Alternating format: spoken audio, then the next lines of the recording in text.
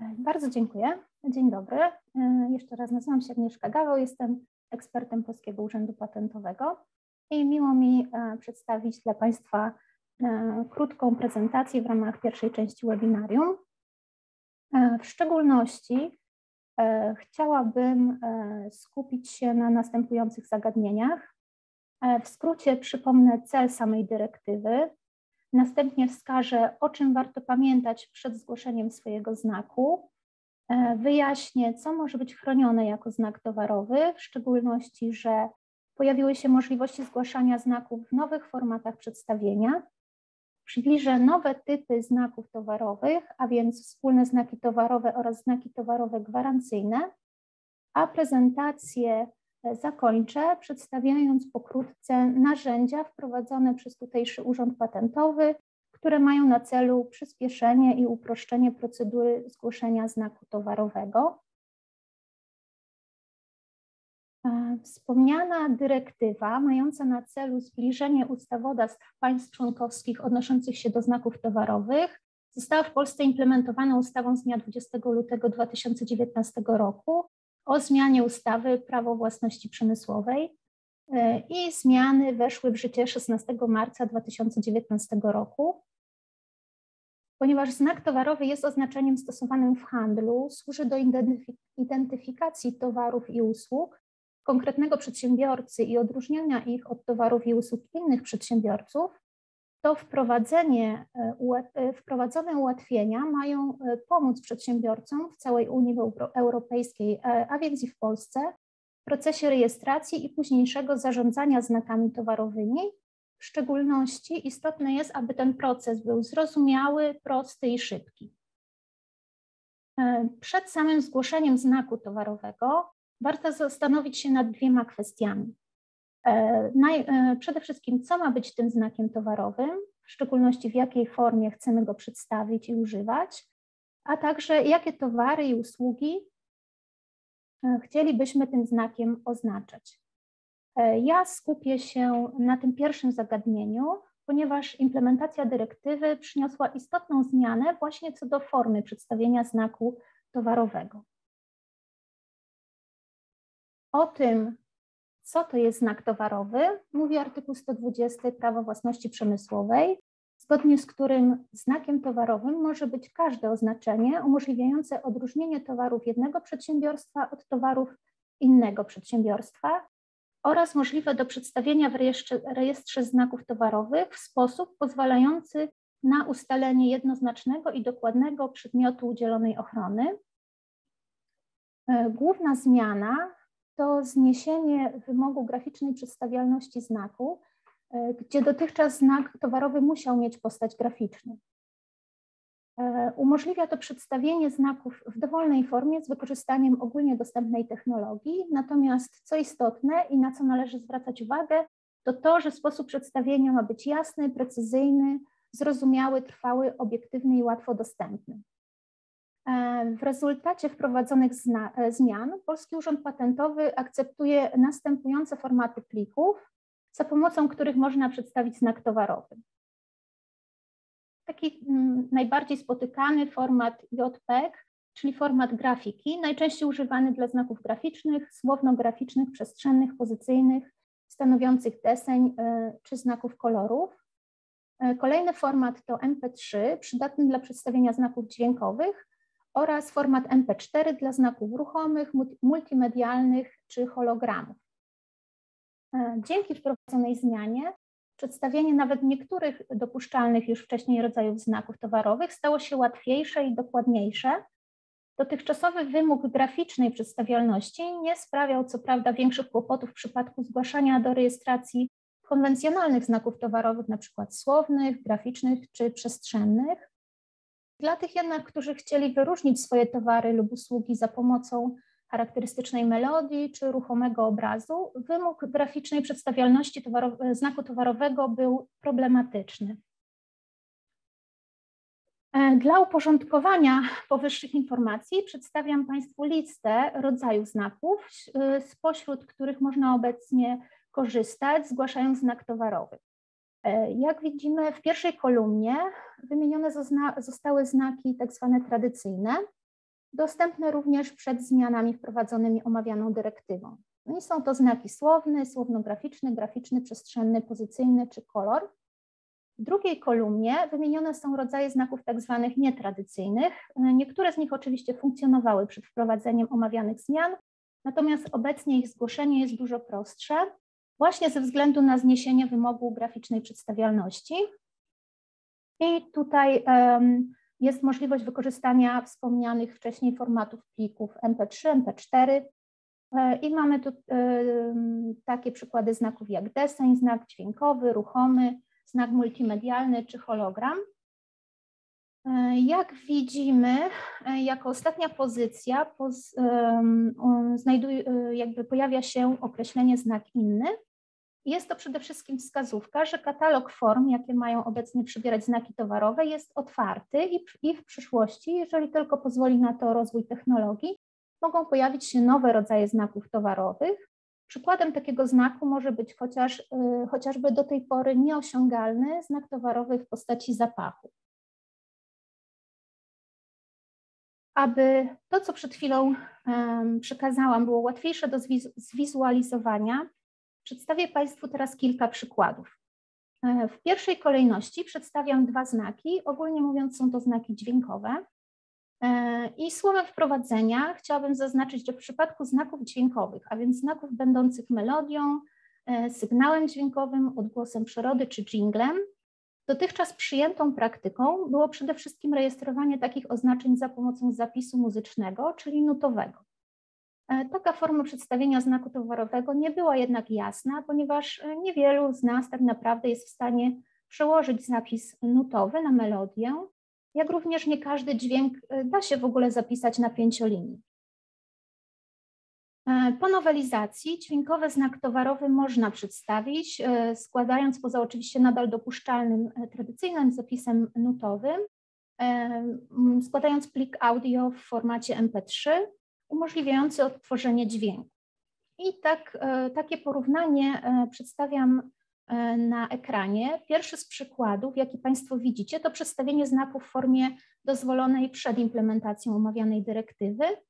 Jak widać, jest to zapis nutowy fragmentu utworu, znanej zapewne nam wszystkim Dumki na dwa serca z filmu Ogniem i mieczem. Natomiast śmiem twierdzić, że niewielu z nas, patrząc na zapis nutowy, będzie w stanie rozpoznać ten utwór. Z kolei drugi z przykładów to znak zgłoszony i zarejestrowany już po implementacji dyrektywy.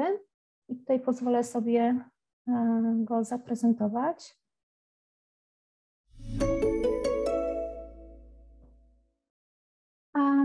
I jest to znak przedstawiony w formacie pliku MP3. Jest on dostępny w tej formie również w rejestrze znaków i jak widać jest to format łatwy do odtworzenia, czytelny, bardzo funkcjonalny. Kolejne przykłady, jakie przygotowałam, to pierwszy znak ruchomy i tu też zobaczmy.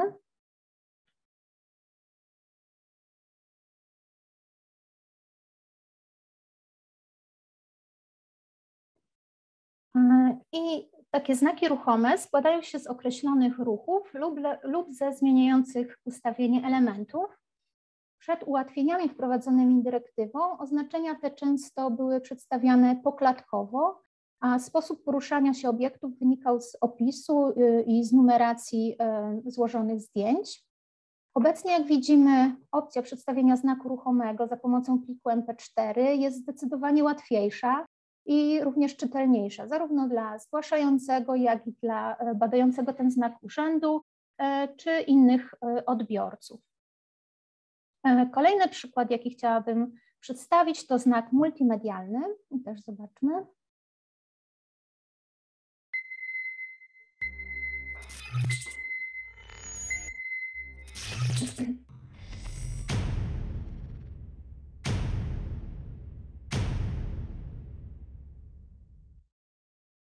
I to jest faktycznie nowość. Taki znak multimedialny jest to nowość wśród nietradycyjnych znaków towarowych.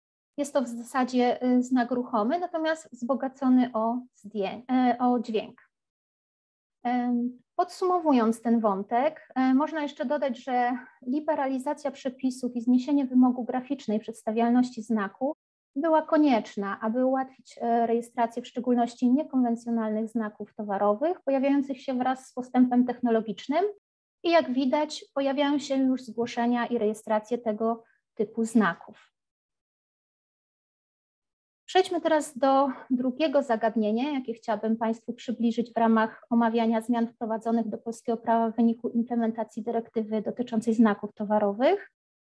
Chodzi o zmiany dotyczące szczególnych rodzajów znaków towarowych, takich jak znaki wspólne i gwarancyjne. W praktyce, też tak słowem wstępu, w praktyce znakomitą większość znaków towarowych stanowią znaki towarowe indywidualne, przysługujące tylko jednemu uprawnionemu. Możliwe jest jednak uzyskanie ochrony na takie znaki towarowe, które co prawda należą do jednego podmiotu, ale prawo do ich używania może przysługiwać wielu przedsiębiorcom. I takim przykładem takiego znaku jest wspólny znak towarowy, który został uregulowany w przepisach polskiej ustawy w artykule 136. W wyniku nowelizacji rozszerzono zakres podmiotów uprawnionych do zgłaszania tego rodzaju znaków. Dotychczas były to tylko organizacje posiadające osobowość prawną powołane do reprezentowania interesów przedsiębiorców, natomiast po nowelizacji zgłoszenia takiego znaku mogą dokonywać również takie podmioty jak na przykład jednostki samorządu terytorialnego. Wspólny znak towarowy może być jednocześnie używany przez wiele podmiotów, nie będących jego właścicielami, i w przypadku organizacji może to być organizacja lub jej członkowie, a w przypadku osoby prawnej działającej na podstawie prawa publicznego ta osoba lub osoby upoważnione do używania tego znaku na podstawie regulaminu używania znaku. I pojawia się tutaj pojęcie regulaminu. Regulamin sprecyzowany został, wymagania dotyczące regulaminu zostały sprecyzowane w artykule 138 Prawa własności przemysłowej, który wskazuje właśnie wytyczne co do tego, jak taki regulamin powinien być skonstruowany.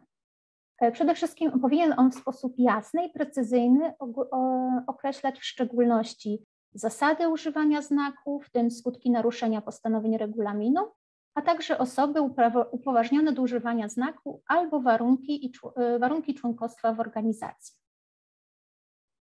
Zaletą wspólnych znaków towarowych jest to, że dzięki nim podmioty zrzeszone mogą wspólnie promować swoje towary, a także pozyskiwać klientów i dystrybutorów, co jest dużo tańsze i efektywniejsze niż, oczywiście w pewnych warunkach, niż rejestrowanie indywidualnych znaków towarowych i ich promowanie.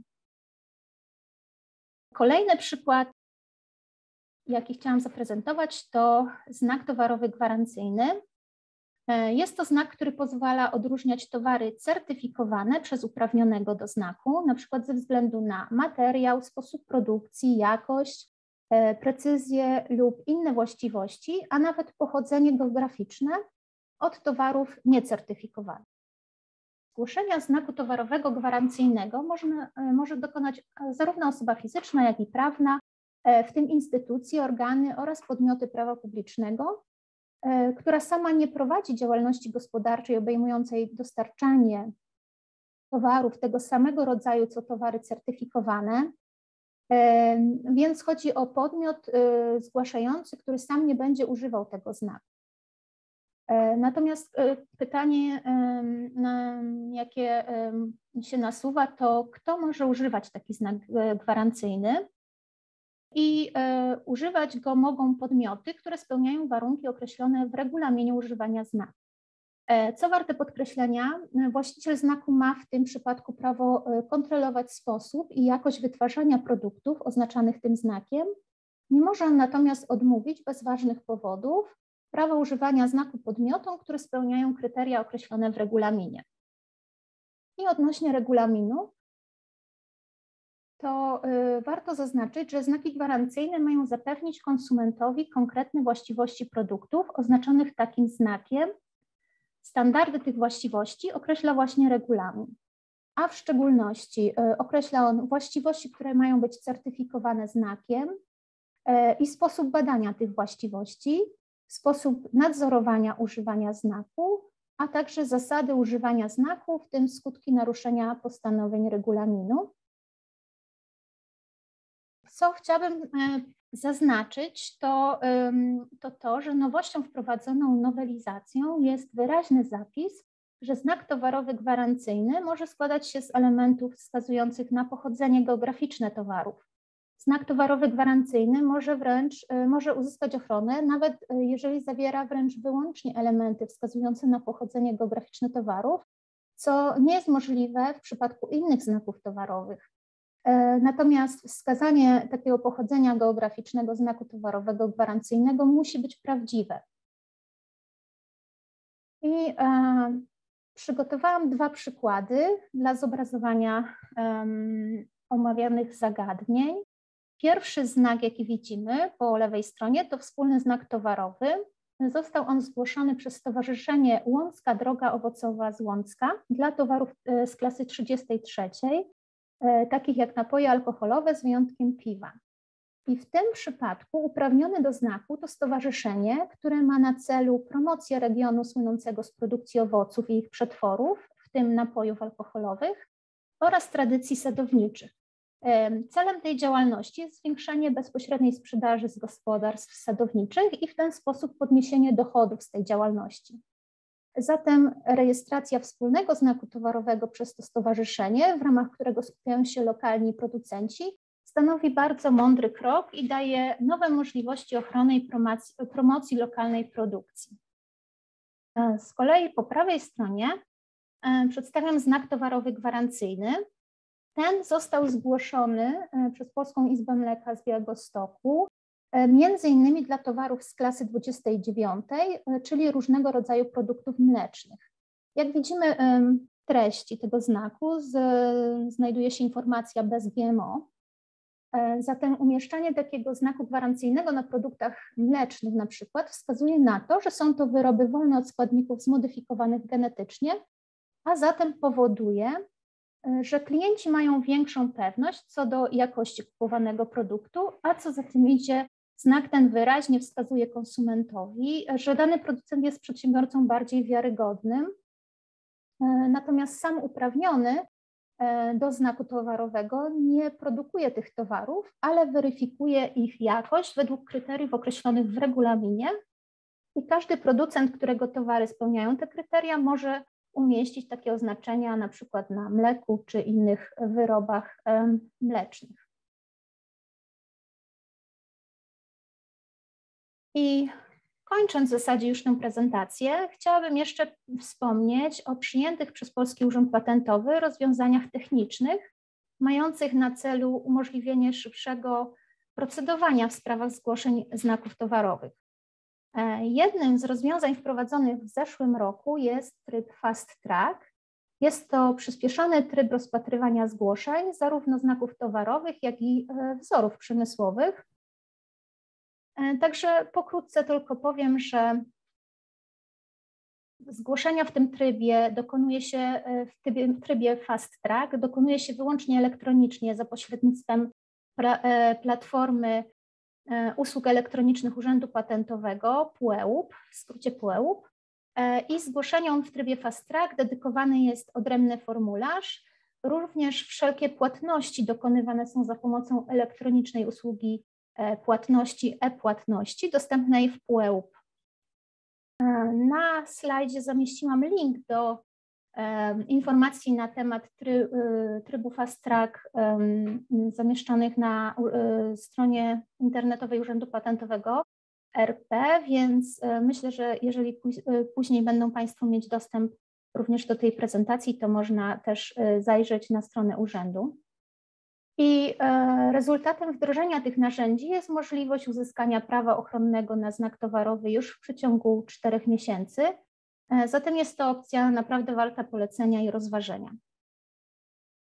Bardzo dziękuję za uwagę. Mam nadzieję, że udało mi się przybliżyć Państwu omawiane zagadnienia na tyle, że zachęciłam też do skorzystania z tych nowych rozwiązań i ułatwień. W razie gdyby mieli Państwo pytania, to zapraszam do sekcji Q&A i postaram się na nie odpowiedzieć. Bardzo dziękuję.